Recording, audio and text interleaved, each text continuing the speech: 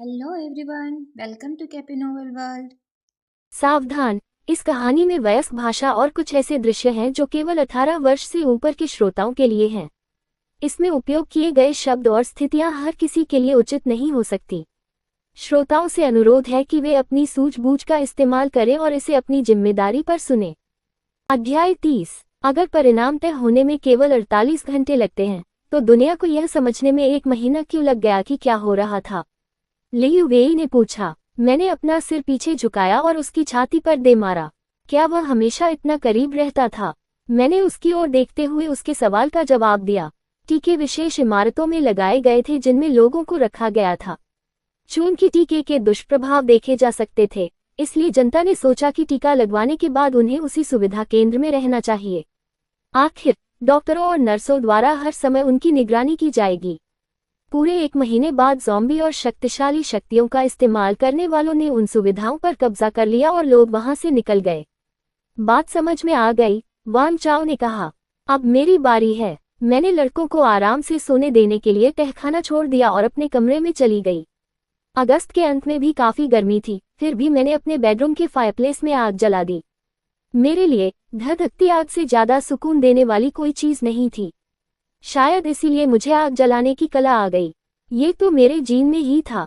मैं बिस्तर पर लेट गया और चिमनी के ऊपर रखा टीवी चालू कर दिया। फिल्मों और टीवी शो की सूची देखते हुए मैंने एक राक्षसी फिल्म चुनी जिसे मैं जानता था, लेकिन इस दुनिया में उसका एक अलग ही रूप देखने को मिला था। मेरी आंखें धीरे धीरे बंद होने लगी, तभी मुझे अपने दरवाजे पर हल्की सी दस्तक सुनाई दी। अंदर आओ, मैंने आलस भरे लहजे में कहा। यह निश्चित रूप से लियू वेई ही होगा, कोई और संभावना नहीं थी। उसने दरवाजा खोला और कमरे में चारों ओर देखा। तभी उसकी नज़र कंबलों के ढेर के नीचे से झांकते मेरे सिर पर पड़ी। हंसते हुए वह मेरे बिस्तर के पास आया और एक तरफ बैठ गया। तुम्हें ढूंढने में मुझे काफी देर लग गई। ये घर तो बहुत बड़ा है। हाँ, मैंने पलटकर उसकी ओर देखते हुए जवाब दिया। और यह सब मेरा है। अगर तुमने देर की तो खो दोगे, मैंने उसे घूरते हुए कहा, मानो वह इसे मुझसे छीनने की कोशिश कर रहा हो।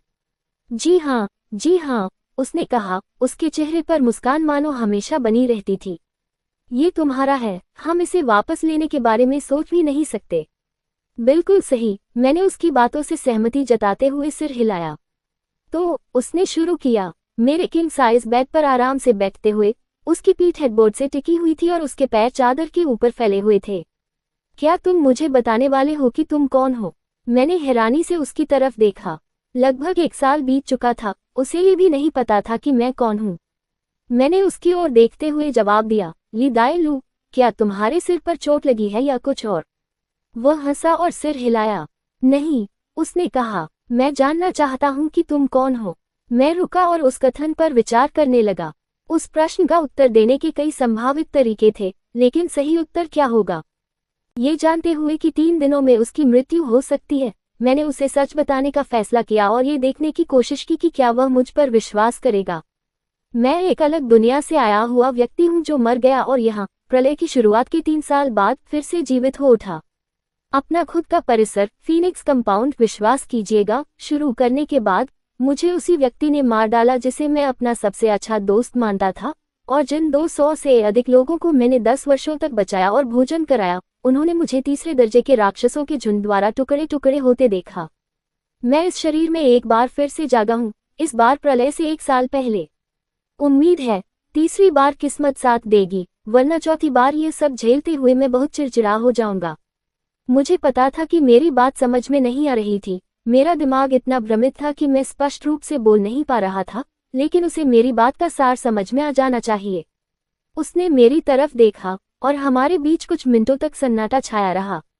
टीवी से एक विशालकाय छिपकली के गुस्से में चिल्लाने की आवाज आई, जिससे माहौल थोड़ा असहज हो गया। सन्नाटा तब तक बना रहा जब तक मेरी आंखें बंद होने लगी। अनिश्चितता का तनाव मेरे शरीर से दूर हो गया था। शायद, बस शायद मुझे थोड़ी राहत मिली हो कि मैंने किसी को अपनी कहानी सुनाई, चाहे वह कितनी भी अविश्वसनीय क्यों न हो। मुझे उन उपन्यासों में हमेशा चिढ़ होती थी जिनमें मुख्य पात्र किसी को नहीं बताता था कि वह दूसरी दुनिया से आया है। मानो दानव समझे जाने का डर ही इस फैसले का मुख्य कारण हो। मुझे लगता था कि इसका कारण किसी पर इतना बड़ा रहस्य रखने का डर होना चाहिए। मुझे लगता है कि आपको इस पर एक नज़र डालनी चाहिए। मतलब ज्यादा से ज्यादा वे यही सोच सकते थे कि मैं पागल हूँ और मैं इससे संतुष्ट रह सकता था। अपने दूसरे जीवन में मैंने किसी को कुछ नहीं बताया। मैंने वो होने का नाटक किया जो मैं नहीं थी। न तो दो आत्माओं का एक शरीर में विलय हुआ और न ही पिछली आत्मा की सारी यादें नए शरीर में पूरी तरह समाहित हुईं। जो लोग नई आत्मा के लिए अजनबी होने चाहिए थे, उन्हें कुछ ही मिनटों में परिवार की तरह माना जाने लगा। मुझे वो समझ नहीं आया।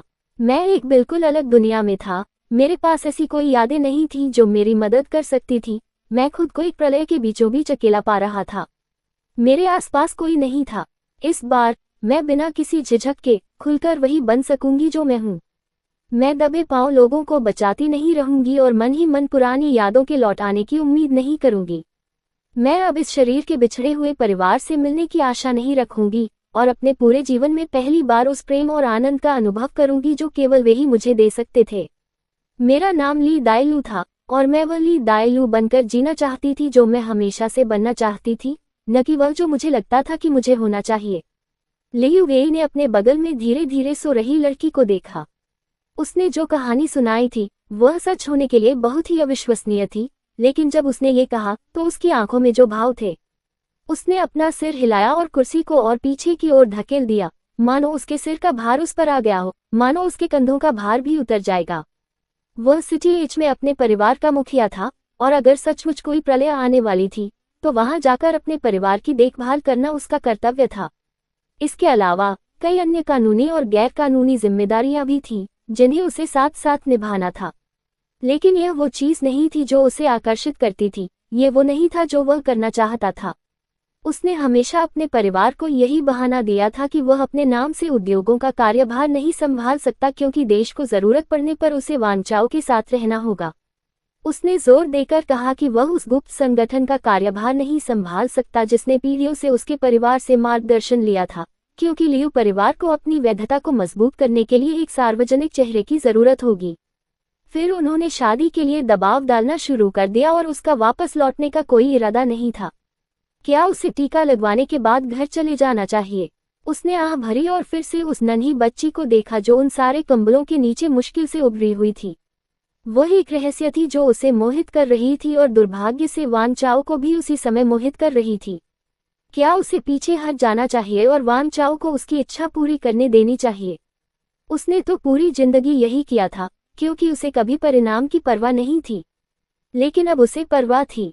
वह ऐसा आदमी था जो अपनी मनचाही चीज पाने के लिए हर हद पार कर देता था और इस बार भी वह ऐसा ही करेगा।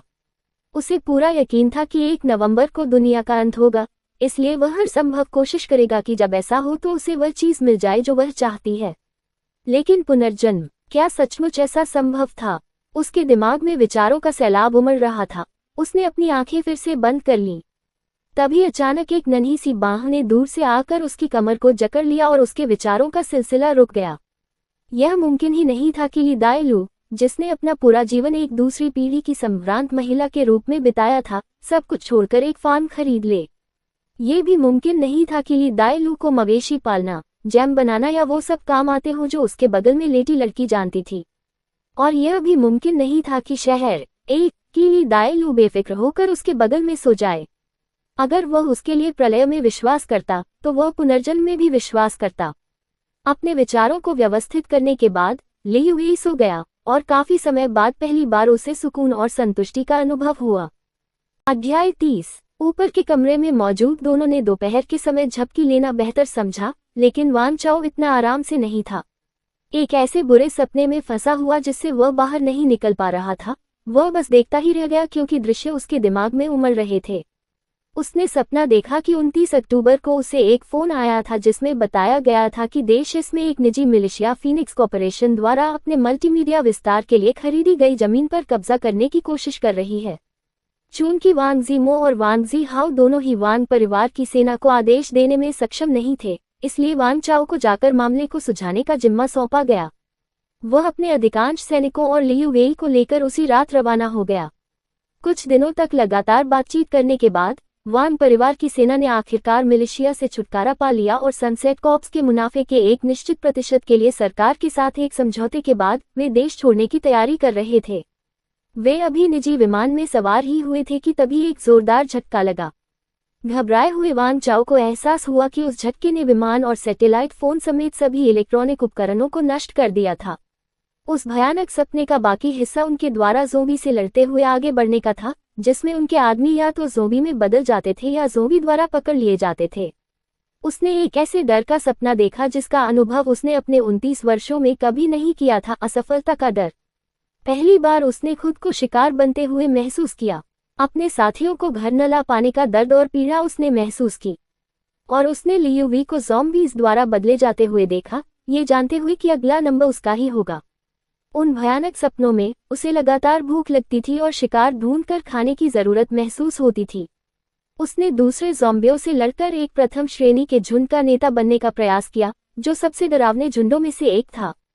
उसने कभी न मर पाने का अनुभव किया, चाहे उसका दिमाग उसे कितनी ही बार आत्महत्या करने के लिए उकसाए। अनगिनत वर्षों तक उसे बस खाने और लड़ने की जरूरत महसूस होती रही, और लियू वी हमेशा उसके साथ था। लेकिन मरने की उसकी सबसे बड़ी इच्छा के बावजूद, एक ज़ॉम्बी के रूप में भी, वह समझता था कि कुछ कमी है। उस बुरे सपने से खुद को बाहर निकालते हुए वांग चाओ लड़खड़ाते हुए बिस्तर से उठा और खड़ा हो गया। ये जानते हुए कि दरवाजा बाहर से बंद है, वह बाथरूम में गया और अपने लिए एक गिलास पानी लिया। सिंक के दोनों ओर हाथ टिकाकर उसने अपना सिर झुका लिया, क्योंकि बुरे सपने उसका पीछा कर रहे थे। वे दृश्य उसके दिमाग में लगातार घूम रहे थे। उसने आईने में देखा। उसे उम्मीद थी कि उसे कक्षा 1 के ज़ोंबी की हल्की नीली त्वचा दिखाई देगी, लेकिन इसके बजाय उसे अपना ही प्रतिबिंब दिखाई दिया। उसके पसीने से भीगे बाल और उसकी आंखों के कोने लाल थे, क्योंकि आंसू लगातार बह रहे थे। कांपते हाथों से उसने अपना हाथ अपने गाल पर रखा, और दर्पण में दिख रही परछाई ने भी ऐसा ही किया। वह अब भी वही था, अब भी वांग चाओ। उस छोटी बच्ची ने जो कहा था वह सही था, वह हर बात में सही थी।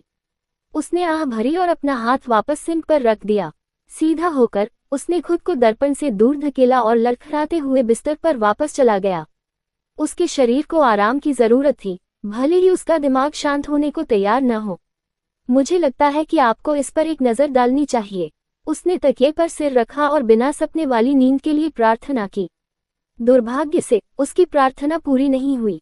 इस बार जब उसने अपनी आंखें बंद की, तो वह खुद को वांग परिवार के महल में पाया। अपने दादाजी को अपने सामने बैठे देखकर उसने गुरुजी को पुकारा, पर वह कुछ बोल नहीं पाया। उसे एहसास हुआ कि उसे सब कुछ देखना पड़ेगा, और वह अपने परिवार से बात नहीं कर पाएगा। उसने देखा कि वांग चाओ के लापता होने की खबर सुनते ही उसके दादाजी मानो रातों रात 10 साल बूढ़े हो गए। उसने देखा कि उसकी बड़ी बहन ने परिवार की मुखिया की भूमिका संभाल ली, एक ऐसी भूमिका जिसके लिए उसने बहुत संघर्ष किया था। 2 साल तक उसने देखा कि उसका परिवार उसे खोजता रहा, जबकि वे दुनिया के अंत के लिए तैयार नहीं थे और खुद को बचाने की कोशिश कर रहे थे। उसने देखा कि जिस चचेरे भाई से उसने कसम खाई थी कि वह कभी परिवार को नुकसान नहीं पहुंचाएगा, उसने अपने ही भाई को, फिर अपनी चचेरी बहन को और उसके पति को जहर दे दिया। उसने देखा कि वांग ज़ीमो, जिसे सिटी के सुरक्षित क्षेत्र का प्रमुख नहीं बनाया गया था, ने मामला अपने हाथ में ले लिया और तीसरे दर्जे के ज़ोंबी झुंड से मिल गया। उसने देखा कि जिस आदमी को वह कभी भाई कहता था, उसने अपनी जान बचाने के लिए इंसानों को ज़ोंबी के हवाले कर दिया, और उसने एक जाने पहचाने चेहरे को उसी झुंड द्वारा टुकड़े टुकड़े होते देखा। वांग चाओ ने सपनों और बुरे सपनों से जूझते हुए चीख पुकार मचाई और खुद को जगाने के लिए हर संभव कोशिश की, ताकि यह संभावना उसके और उसके परिवार के लिए भविष्य न बन जाए। उसने कभी हार नहीं मानी, भले ही ये केवल उसके मन में ही था, और अंततः वह एक परिचित कमरे में जाग उठा। बुखार और बुरे सपनों के चंगुल से मुक्त होकर वह एक बार फिर लड़खड़ाते हुए बाथरूम की ओर बढ़ा, नहाने के लिए बेताब था, ताकि जो कुछ उसने देखा और किया था उसे धो सके। आईने में एक नज़र डालते ही वह चौंक गया और अपनी परछाई को घूरने लगा। उसकी त्वचा का रंग अभी भी वही था, किसी ज़ॉम्बी की तरह नीला नहीं, बल्कि वही रंग जो हमेशा से था। शायद थोड़ा पीला पड़ गया था, लेकिन वह अब भी पहले जैसा ही दिख रहा था। राहत की एक गहरी सांस लेते हुए वह जमीन पर बैठ गया और टब से टेक लगाकर बैठ गया, जिससे सिरेमिक की ठंडी हवा उसकी गर्म त्वचा को सुकून दे रही थी। वह अब भी एक इंसान था, चाहे वह नशे का आदी हो या उसमें कोई लक्षण न दिख रहे हों, उसे कोई फर्क नहीं पड़ता था। वह एक इंसान था, और उसे उस छोटी बच्ची से माफी मांगनी थी, और जाहिर तौर पर उसे ढेर सारी बंदूकें भी देनी थी। लेकिन पहले एक स्नान, एक लंबा गर्म स्नान, और फिर खाना, ढेर सारा खाना। फिर वह उसे उसके हथियार और जो कुछ भी वह चाहती लाकर देता। वह कम से कम इतना तो कर ही सकता था। अध्याय 32। इस बार मैं और लियू वेई तहखाने में सोफे पर बैठकर सुपरहीरो फिल्म देख रहे थे। मैंने उसे समझाने की कोशिश की कि दूसरे ग्रह के एलियंस को सुपरहीरो नहीं माना जा सकता, क्योंकि सुपरहीरो को इंसान होना चाहिए। एलियंस इंसान नहीं थे। बदले में उसने कहा कि भगवान से भी ज्यादा पैसा होने से, जिससे आप अपने खिलौने खुद बना सके, आप सुपरहीरो नहीं बन जाते। मैंने आंखें घुमाते हुए उसकी बात से सहमति जताई, क्योंकि मेरी नज़र में तो सुनहरे बालों वाली चोटी वाली लड़की ही सबसे अच्छी हीरो या खलनायिका थी। अफसोस की बात है कि उनकी फिल्में यहाँ नहीं थीं। मैं अपनी डीवीडी कलेक्शन को हाथ न लगाने की कोशिश कर रहा था, इसलिए पिछले 2 दिनों से हम जो कुछ भी देख रहे थे वह लगभग पूरी तरह स्ट्रीमिंग के माध्यम से ही था। इस नए जीवन के बाद से मैं इतना आराम कभी नहीं कर पाया, और मुझे ये स्वीकार करना होगा कि मुझे इसमें मजा आया। जब मेरे घर में मेहमान आते थे तो लगातार सामान इकट्ठा करने की जरूरत कम हो जाती थी। शायद इसलिए क्योंकि मैं अपने विचारों में उतना नहीं खोई रहती थी। लियू वेई और मेरे बीच तनाव का एकमात्र कारण वान चाओ के अपने कमरे से बाहर आने का इंतजार करना था। मुझे वान चाओ के कमरे से दस्तक की आवाज सुनाई दी।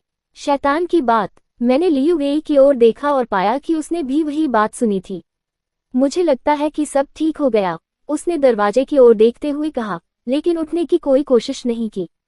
हाँ, मैंने जवाब दिया। ज़ॉम्बी कभी भी दरवाजा खटखटाते हुए नहीं दिखे। मैंने आह भरी और खड़ा हो गया। चलो देखते हैं क्या होता है।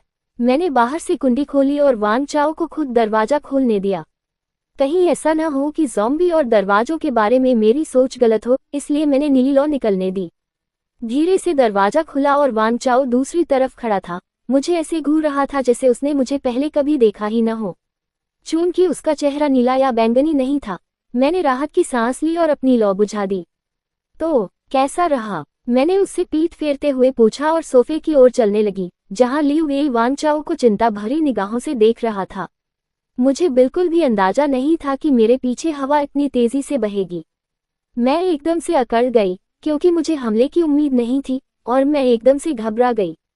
मेरी आंखें चौड़ी हो गईं और मैं अपनी प्रेमिका को वापस बुलाने ही वाली थी कि तभी मुझे महसूस हुआ कि किसी ने मुझे बाहों में जकड़ लिया है और मेरा चेहरा मेरी गर्दन में दब गया है।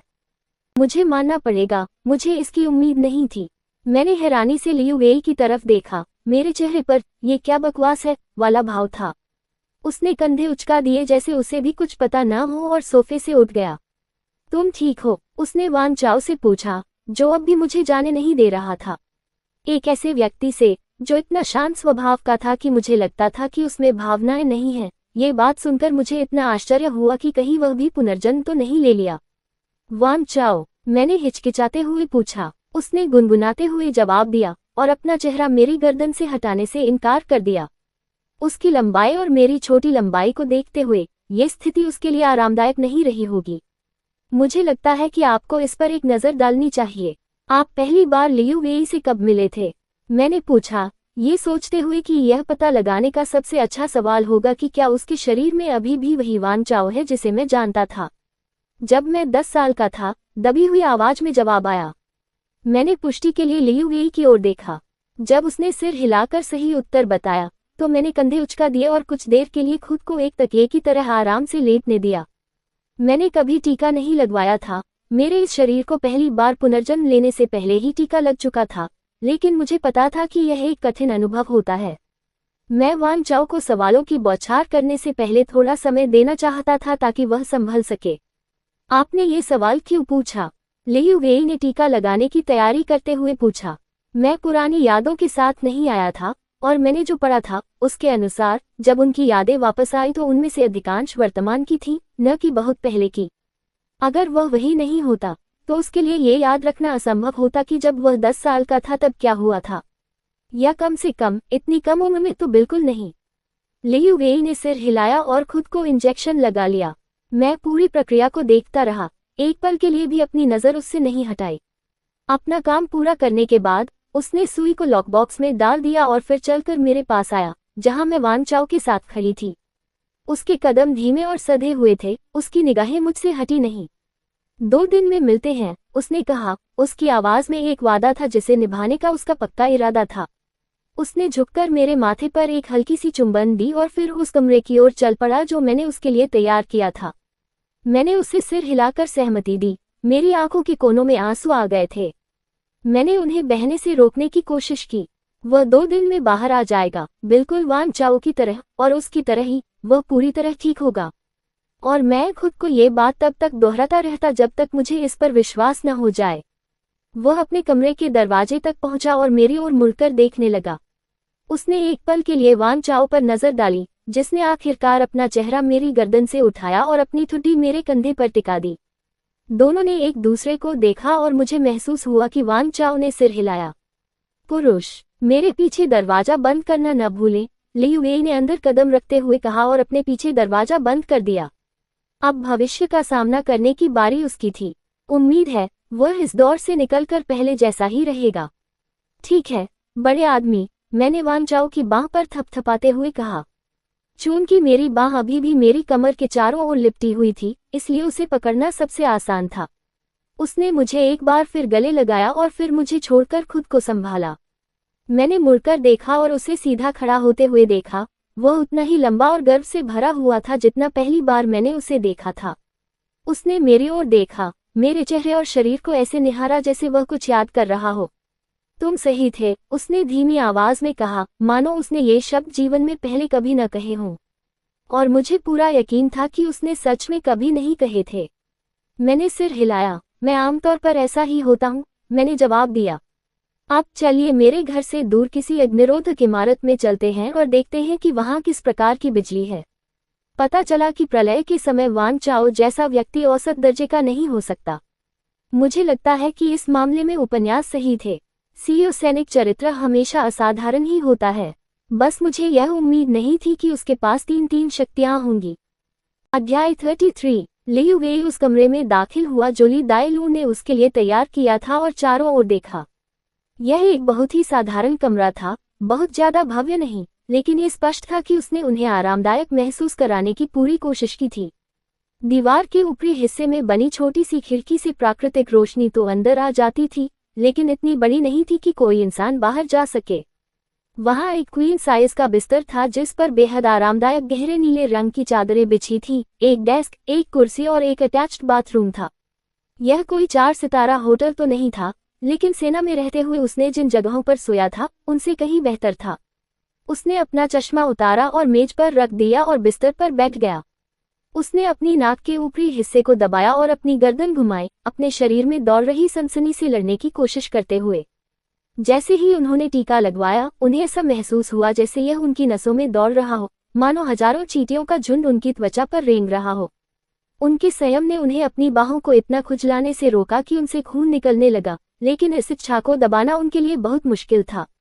उसने अपने बालों में उंगलियां फिराईं और अपना सूट जैकेट, टाई और बनियान उतार दी। अगर उसे नरक से गुजरना ही था, तो आराम से ही सही। वह बिस्तर पर लेट गया, पैरों को टखनों पर क्रॉस करके और हाथों को पेट पर रख लिया। छत को घूरते हुए उसे मुस्कुराना पड़ा जब उसने देखा कि उसके सिर के ठीक ऊपर एक छोटा सा खुश चेहरे का स्टिकर चिपका हुआ है। जब वह बाहर आएगा तो इसके लिए उसे धन्यवाद देना होगा। उसकी आंखें धीरे धीरे बंद होने लगी क्योंकि उसके अंदर रेंगती चींटियों ने उसके शरीर की हर मांसपेशी, हड्डी और रेशे पर कब्जा कर लिया था। जब उसने अपनी आंखें खोली तो उसने वान चाओ को एक ऐसे रूप में देखा जैसा उसने पहले कभी नहीं देखा था। आमतौर पर पूरी तरह सलीके से रहने वाला वान चाओ अपनी सामान्य काली सैन्य वर्दी पहने हुए था, लेकिन वह कई जगहों से फटी हुई थी और कटे हुए घावों से लाल और नीला खून बह रहा था। लियू वेई को उसका मुंह हिलता हुआ दिखाई दिया, मानो वह उस पर चिल्ला रहा हो, लेकिन उसे कोई आवाज सुनाई नहीं दी। लेकिन वह महसूस कर सकता था कि नुकीली उंगलियां उसे दबाए हुए हैं, दांत उसके शरीर से मांस के टुकड़े नोच रहे हैं। वह अपने ऊपर मुस्कुराते हुए चेहरों को देख सकता था, जबकि एक हल्के नीले रंग का इंसान, जिसका मुंह अमानवीय था, उसके ऊपर खड़ा था। लियू वेई के दोनों ओर एक एक पैर रखकर ज़ोबी ने अपनी कलाई को अपने मुंह में डाला और उसका एक टुकड़ा फाड़ दिया। घाव से नीला खून बहने लगा और लियू वेई के चेहरे और मुंह में टपकने लगा। उसके शरीर पर लगे हर घाव में भी नीला खून लग गया था। उसे लग रहा था कि वह हार मान रहा है, सारी उम्मीद खो रहा है। लियू वेई ने खुद को लड़ते रहने के लिए प्रेरित किया। ज़ॉम्बी जो भी कर रहा था उसे जीतने नहीं दिया। वह जानता था कि अगर उसने हार मान ली तो कुछ भी नहीं बचेगा। उसने अपना सिर एक तरफ घुमाया और देखा कि वान चाओ के साथ भी वही व्यवहार किया जा रहा है, और उसने देखा कि वान चाओ भी उम्मीद छोड़ता हुआ प्रतीत हो रहा है। उसने महसूस किया कि उसकी आंखें बंद हो रही हैं और अगली ही पल उसे भूख लगने लगी। उसके दिमाग के किसी कोने में उसे पता था कि क्या हो रहा है। हर बार जब वह किसी इंसान का मांस खाता तो उसका पेट खराब हो जाता। खाने और लड़ने की जरूरत उस पर पूरी तरह हावी हो गई, यहाँ तक कि यही उसकी जिंदगी का हिस्सा बन गया। वह अल्फा का अनुसरण करता था, ये जानते हुए कि अगर वह चाहे तो कमान संभाल सकता है, लेकिन उसे पूरी तरह से नियंत्रण करने की कोई इच्छा नहीं थी। वह उसका भाई था और वह हमेशा अपने भाई की रक्षा करेगा। उसका जीवन भोजन और लड़ाई के एक निरंतर चक्र में सिमट गया था, मानो समय ही रुक गया हो। उसे सूर्योदय और सूर्यास्त का भी आभास नहीं होता था, न ही भीषण गर्मी के दिनों के भीषण ठंड में बदलने का। उसके लिए कुछ भी मायने नहीं रखता था। वान चाओ का अनुसरण करो, वान चाओ के लिए लड़ो, शक्ति जुटाने के लिए भोजन करो और एक और दिन जीवित रहो। मुझे लगता है कि आपको इस पर एक नजर डालनी चाहिए। लेकिन कुछ कमी थी, कुछ ऐसा जिसे लियू वेई ठीक से बता नहीं पा रहा था, लेकिन उसे इस बात का पूरा यकीन था कि उसे इसकी जरूरत है। ज़ॉम्बी के शरीर के भीतर लियू वेई ने दुनिया को देखा, ये जानते हुए कि यह उसकी वास्तविकता नहीं थी, लेकिन फिर भी यह वास्तविक थी। वह ज़ॉम्बी की हर भावना को महसूस कर सकता था, उनकी सोचने का तरीका, उनकी प्रतिक्रिया का तरीका, और उसे एहसास हुआ कि ली दाई लू सही थी। वे अभी भी वही थे, एक जानवर के शरीर में फंसे हुए, कभी न मरने के लिए, लेकिन कभी न जीने के लिए भी। यह एक क्रूर नियति थी, और एक ऐसी नियति जो आने वाली थी। दृश्य बदल गया और उसने खुद को वान चाओ के बगल में खड़ा पाया, क्योंकि वे किसी चीज की गंध का पीछा करते हुए इस स्थान पर पहुंचे थे। वे किनारे से देख रहे थे कि एक परिसर के बाहर तीसरे दर्जे के दुश्मनों का झुंड शार्क की तरह किसी जहाज के डूबने का इंतजार कर रहा था। उसने देखा कि एक बेहोश महिला के शरीर को सुरक्षा बाड़ से घसीटकर बाहर निकाला जा रहा है। एक जाना पहचाना सा दिखने वाला व्यक्ति उसे खींचकर गेट के ठीक बाहर फेंक रहा था। लियू वेई ने देखा कि महिला को होश आया, तभी जानवरों का झुंड उस पर टूट पड़ा और उसे खाने लगा। बाड़ के दूसरी तरफ बाकी इंसान सुरक्षित थे। वे आंखें जो सीधे उसकी ओर देख रही थीं, वह एक ऐसा अनुभव था जिसे वह कभी नहीं भूल पाएगा। जैसे ही एक विशाल गुलाबी और नीले रंग के आग के गोले ने भीड़ और उसके भीतर मौजूद महिला को अपनी चपेट में लिया, उसके अंदर किसी चीज की कमी का एहसास और भी तीव्र हो गया, यहाँ तक कि वह दर्द से कराह उठा। उसने वान चाओ की चीख नहीं सुनी जो उसकी चीख में शामिल हो गई। लियू वेई हौंफते हुए बिस्तर पर एकदम सीधा बैठ गया। धीमी आवाज में बड़बड़ाते हुए वह वॉशरूम गया और अपने चेहरे पर पानी के छींटे मारे, सामने लगे दर्पण में देखने की जहमत भी नहीं उठाई। जब उसका शरीर थोड़ा शांत हो गया और उसे आराम महसूस होने लगा, तो वह वापस बिस्तर पर चला गया। कुछ और करने में असमर्थ होकर वह लेट गया और छत को घूरने लगा, मानो एक खुश चेहरा उसे वापस देख रहा हो। इस बार उसने अपने परिवार का सपना देखा, अपने दादा और छोटे भाई का। उसने संगठन और उन सभी भाइयों का सपना देखा जिनके साथ वह पला बड़ा था, और उस महिला का भी जिससे उसकी शादी होने वाली थी। जब वह देश एस से लेकर शहर ए तक जीवन मरण के संघर्ष में लगा हुआ था, तब वे लोग ऐशो आराम की जिंदगी जी रहे थे। उसके दादा और उसके लिए चुनी गई महिला ने फैसला किया कि उन्हें किसी भी तरह की अलौकिक शक्ति की जरूरत नहीं है और वे बस घर पर ही रहे, अपनी हर जरूरत को खुद पूरा होने दिया। लेकिन उसका भाई दिन ब दिन और भी मजबूत होता गया। उसने ऐसी ताकत हासिल कर ली जो केवल खूनी लड़ाइयों से ही मिलती है, अपने परिवार और आदमियों की रक्षा करने की कोशिश में। लियू वेई अपने भाई को लगातार अपने बारे में जानकारी जुटाते हुए देखता रहा। वह देश के में संचार टावरों का पुनर्निर्माण इस उम्मीद में करता रहा कि उसे उसके बारे में कुछ खबर मिल जाए, और इस उम्मीद को कभी नहीं छोड़ा कि लियू वेई अभी भी कहीं न कहीं जीवित और स्वस्थ होगा। इस बार जब लियू वेई ने अपनी आंखें खोली तो उसकी दृष्टि साफ थी और वह अपने कमरे की छोटी खिड़की से आती हुई धूप की एक किरण देख सकता था। मुस्कुराता हुआ चेहरा अभी भी वही था, उसे नीचे देख रहा था। नहाने के बाद लियू वेई ने दरवाजा खटखटाया तो उसने अपने सबसे अच्छे दोस्त और उसके को देखा। उसके चेहरे पर मुस्कान आ गई और वह जल्दी से तैयार होने लगा।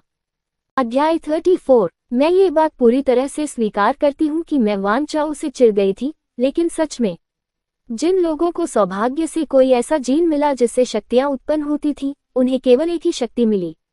एक शक्ति, यही नियम था। किसी ने कभी यह नहीं कहा कि ऐसे लोग भी होते हैं जिनके पास एक से अधिक शक्तियां होती हैं। यह अन्याय था। मैं मुंह फुलाए सोफे पर बैठी रही और लियू वेई के कमरे से बाहर आने का इंतजार करती रही। मुझे कोई शक नहीं था, कोई शंका नहीं थी। लियू वेई बिल्कुल ठीक होगा, और शायद किसी अजीबोगरीब इंसान की तरह बाहर आएगा, बिल्कुल वान चाओ की तरह। मैं इसके अलावा कुछ और स्वीकार नहीं कर सकती थी। तीन शक्तियाँ, ये क्या बकवास है, ये बिल्कुल भी ठीक नहीं था। वान चाओ के मेरे बगल में बैठते ही मुझे सोफे में हलचल महसूस हुई। जब हम दोनों ही साथ होते थे तब हमारा रिश्ता काफी बेहतर हो गया था। उसके कमरे से बाहर आने पर उसका रवैया इतना बदल जाता था कि मुझे आज भी लगता है मानो किसी ने उसके शरीर पर कब्जा कर लिया हो। जब मैंने उससे इस बारे में पूछा तो उसने अपना सिर पीछे झुकाया और जोर से हंस पड़ा। उसकी हंसी की गूंज से मैं भी जैसे गले लग गई और मुस्कुराना बंद नहीं कर पाई। धिक्कार है उसकी आवाज पर। उसने बस मुझे आश्वस्त किया कि यह उसका सामान्य व्यवहार है। मैं तो बस सीईओ से पहली बार मिली थी। मुझे अब भी इस बात पर संदेह था कि वह वही है या नहीं, लेकिन सच कहूं तो मुझे उसका ये पहलू पसंद आया, इसलिए मैं ज्यादा शिकायत नहीं कर रहा था। उसने मेरी पीठ के पीछे अपना हाथ रखा और मुझे अपनी ओर खींचकर गले लगा लिया। 2 दिनों में उसे पता चल गया था कि मुझे तनावग्रस्त और चिड़चिड़े मूड से बाहर निकालने का सबसे अच्छा तरीका गले लगाना ही है। मुझे तो ये भी नहीं पता था कि ऐसा भी हो सकता है, लेकिन यह उन पहले मौकों में से एक था जब मैं तनावग्रस्त होकर चिड़चिड़ी हो पाई थी, इसलिए यह हम सबके लिए एक सीखने का अनुभव था। उसके बगल में सिमटते हुए मैंने धीमी आवाज में पूछा, इतनी देर क्यों लग रही है? उसे अब तक बाहर आ जाना चाहिए था। उसने थोड़ा और जोर से दबाया और फिर अपना हाथ ढीला छोड़ दिया। वह ठीक हो जाएगा। शायद वह बस गर्म पानी से नहा रहा होगा और अपने बाल संवार रहा होगा। भगवान न करे कि उसके बाल ठीक से संवारे हुए न हों। मुझे हंसी आ गई, यह महसूस करते हुए कि उसने जो कहा वह सच था। लेकिन बिखरे बालों वाली लियू वेई में कुछ ऐसा था जो मुझे पसंद आ रहा था। मैंने दरवाजे पर दस्तक सुनी और झट से वान चाओ की बाहों से निकलकर लियू वेई के कमरे की ओर भागी। मैं दरवाजे के बाहर रुक गई, गहरी सांस लेने की कोशिश कर रही थी और घबराकर उस कुंडी को खोलने की कोशिश कर रही थी जिसने उसे दरवाजे की दूसरी तरफ रोक रखा था। इससे पहले कि मैं दरवाजा पूरी तरह खोल पाता, वान चाओ मेरे पीछे प्रकट हुआ और मेरी कमर में हाथ डाल दिया। उसने मुझे उठाया और घुमाया, फिर दरवाजा पूरी तरह खोलकर अपने हाथ में बिजली का झटका बुलाया। उसका हाथ अभी भी मेरे चारों ओर था और वह मेरे और दरवाजे के बीच में खड़ा था। वह इस बात का इंतजार कर रहा था कि इससे क्या निकलेगा। मुझे पूरा यकीन है कि यही सबसे सही कदम था, लेकिन वो तो लियू वेई था। भला वो ज़ॉम्बी कैसे हो सकता है? यह अब तक का सबसे अच्छा स्वागत तो नहीं था, लेकिन सबसे बुरा भी नहीं था, लियू वेई ने कमरे से बाहर निकलते हुए कहा। वह सफेद कमीज, काली पैंट और काली बनियान में पूरी तरह सजे धजे थे। उनकी टाई भी ठीक से लगी हुई थी। क्या तुमने मुझे सच में इतना इंतजार करवाया ताकि तुम तैयार हो सको? वान चाओ ने मुझे छोड़ते ही मैं चीख पड़ी और लियू वेई की बाहों में कूद पड़ी। उसने मुझे कसकर गले लगा लिया। मेरे पैर जमीन से ऊपर हवा में लटक रहे थे। मुझे यकीन है कि मुझे परवाह करनी चाहिए थी, कि इसमें कुछ तो अनुचित था, लेकिन मुझे सच में कोई परवाह नहीं थी। वह यहाँ था और वह ठीक था। मुझे लगता है कि आपको इस पर एक नज़र डालनी चाहिए। अंततः मुझे बस यही चाहिए था। अपनी पकड़ बदलते हुए, जिससे वह मुझे एक हाथ में पकड़े हुए था, उसने मेरे चारों ओर हाथ बढ़ाकर वान चाओ की बांह पकड़ ली। दिलचस्प सपने हैं, है ना? उसने वान चाओ की ओर देखते हुए कहा। दूसरे व्यक्ति ने जवाब में उसकी बांह पकड़ ली और सिर हिलाया। हाँ, मैं दोबारा उस सब से नहीं गुजरना चाहता, उसने जवाब दिया। लियू वेई ने सहमति में बस हम किया और हम तीनों सोफे की ओर चल दिए। मुझे अपने बीच में बिठाते हुए लियू वेई मेरे दाहिनी ओर बैठ गई और दूसरी तरफ वान चाओ के लिए जगह छोड़ दी। तो वो बिजली का करतब तो नया है, लियू वेई ने हंसते हुए कहा। उनका हाथ अभी भी मेरी पीठ पर था। उन दोनों ने अंदर जो कुछ भी अनुभव किया वो उनके लिए काफी था कि उन्हें बाद में किसी इंसान के संपर्क की जरूरत महसूस हुई। हाँ, वह इसके बारे में शिकायत करना बंद नहीं कर रही है, लेकिन यह अच्छा लग रहा है, मेरे दाहिनी ओर से घमंडी जवाब आया। अच्छा, तुम्हारे पास बिजली, सोना और जबरदस्त हौसला है। तुम अकेले ही सिर्फ 2 दिनों में आपूर्ति लाने के लिए भेजी गई ज्यादातर टीमों से ज्यादा ताकतवर हो, और तुम कहते हो कि यह अच्छा लग रहा है। मुझे लगता है कि ये लोग मुझे मौत के घाट उतारने के लिए ही मेरे रास्ते में भेजे गए हैं। तो फिर क्यों न हम कहीं जाकर देखें कि मेरे पास किस तरह की शक्ति है। लियू वेई ने मुझे गोद में उठाते हुए और मनोरंजन कक्ष से बाहर निकलते हुए पूछा। तुम्हें तो पता ही है ना कि मेरे पास 2 बिल्कुल सही सलामत पैर हैं। मैं चल सकती हूँ, मैंने स्पष्ट बात की ओर इशारा करते हुए कहा। ये तो अच्छी बात है। मेरे पास दोनों बिल्कुल ठीक ठाक हाथ हैं और मैं तुम्हें जितनी देर चाहूं उतनी देर तक उठा सकता हूं। अगर तुम्हें इससे कोई दिक्कत है तो थोड़ा वजन बढ़ा लो, जवाब आया। मैंने लियू वेई के कंधे के ऊपर से वान चाओ की ओर देखा, जो हमारे पीछे पीछे आ रहा था। अरे, थोड़ी मदद कर दो बड़े साहब, मैंने पूछा। मुझे पूरी उम्मीद थी कि वान चाओ उसे मुझे नीचे उतारने का आदेश देगा। उसने सिर हिलाया और मुझे लगा कि हम किसी बात पर सहमत हो गए हैं। अगर वह बहुत भारी हो जाए तो उसे इधर फेंक देना, उसने कहा और लियू वेई ने सिर हिलाया। मेरा साथ देने का उनका वादा धराशायी हो गया। बेवकूफ आदमी। हालांकि इससे मेरे चेहरे पर फैलती मुस्कान नहीं रुकी। मैंने अपना चेहरा लियू वेई की गर्दन में छिपा लिया, अपनी प्रतिक्रिया को छुपाने की कोशिश करते हुए। वान चाओ की प्रतिक्रिया देखकर लगता है कि मैं इसमें पूरी तरह सफल नहीं हो पाई। लेकिन जानते हो क्या, छोड़ो सब, शायद आज किस्मत मेरे साथ है। अध्याय 35। मुझे पता था कि मैं उन्हें पहाड़ की तलहटी के पास वाले पिछले खेत में ले जाना चाहता हूँ, इसलिए मैंने अपने खिलौनों के गोदाम में चारों ओर देखा। मुझे लगता है कि यह बिल्कुल स्पष्ट था कि मैं केवल एक के लिए तैयारी कर रहा था। मुझे कुछ और सामान्य एटीवी और शायद एक दो लग्जरी कैंपर भी जोड़ने होंगे। ऐसा नहीं था कि मैं अपने स्वर्ग को छोड़ने की योजना बना रहा था, लेकिन तैयारी का एक हिस्सा हर चीज के लिए तैयार रहना था। हम तीनों उस छोटी एटीवी के सामने खड़े थे जिस पर तकनीकी रूप से 4 लोग बैठ सकते थे। मैंने कंधे उचकाते हुए कहा, कम से कम तुम दोनों पास तो हो। मुझे यकीन है कि जब मैं गाड़ी चलाऊंगा तो तुम दोनों पीछे आराम से बैठ जाओगे। उनके चेहरों के भाव देखकर मुझे हल्की हंसी आ गई। अगर आप सोच रहे थे तो बता दें कि वह सुझाव अच्छा नहीं लगा। आह भरते हुए वान चाओ ने अपना मोबाइल फोन निकाला और किसी को मैसेज करने लगा। मैं बस यही अनुमान लगा सकता था कि महामहिम और अधिक एटीवी का ऑर्डर दे रहे थे। लगभग 1 घंटे में 12 एटीवी आ जाएंगे। 12, मैं चीख पड़ी। मतलब 1 और 2, 12। मुझे यहाँ इन 12 चीजों की क्या जरूरत है? वान चाओ ने कंधे उचका दिए और लियू वेई हंसने लगा। अरे, कम से कम तुम्हारे पास अतिरिक्त तो होंगे, उसने सकारात्मक पहलू ढूंढने की कोशिश करते हुए कहा। हाँ, क्यों ना आप मेरे आसपास देखे गए कुछ लग्जरी कैंपरों के लिए कुछ ऑर्डर दे दें और साथ ही यह भी पता लगा ले कि मुझे सब कुछ चलाने के लिए ईंधन कैसे मिलेगा। चुपचाप, वान चाओ ने अपना फोन फिर से निकाला और मैसेज करना शुरू कर दिया। रुको, मैंने उसकी ओर हाथ बढ़ाते हुए कहा। जब उसने मेरी आंखों में देखा तो मैंने आगे कहा, तुम्हें पता है मैं मजाक कर रही हूँ, है ना? मुझे ये सब सामान खरीदने की जरूरत नहीं है। वैसे भी मुझे पूरा यकीन है कि तुम दुनिया के अंत के बारे में मेरी बात पर यकीन नहीं करते। महाशक्तियों की बात छोड़ो। वान चाओ ने लियू वेई की ओर देखा और फिर से अपने फोन पर तेजी से टाइप करने लगा। उसकी टाइपिंग की गति देखकर मैं दंग रह गया।